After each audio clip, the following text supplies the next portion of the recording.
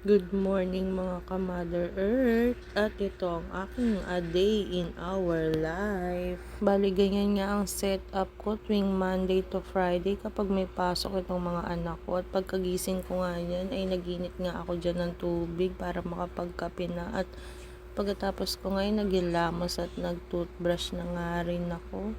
Ganito talaga ang gawain ng mga nanay or Mother Earth.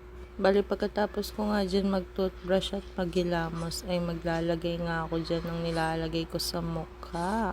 Alam nyo na, tigyawatin ako kaya kailangan ko ng pangontra dahil nga lagi akong puyat, kaka-reels.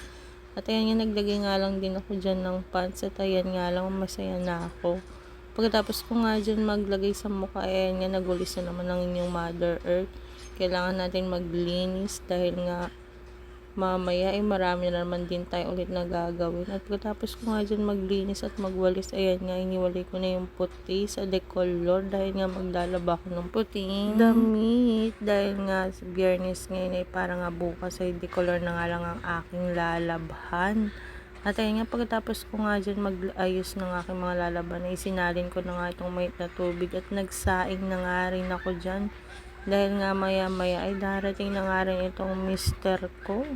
At nang maisalang ko na nga itong sinain ko, ay nagtimpla na nga rin ako dyan itong kape ko para nga magising na itong dugo ko. Medyo inaantok nga ako dyan at dahil nga malamig yung panahon. At medyo ramdam na nga natin itong bare months at malamig nga tuwing umaga kaya nga nakakatamad bumangon.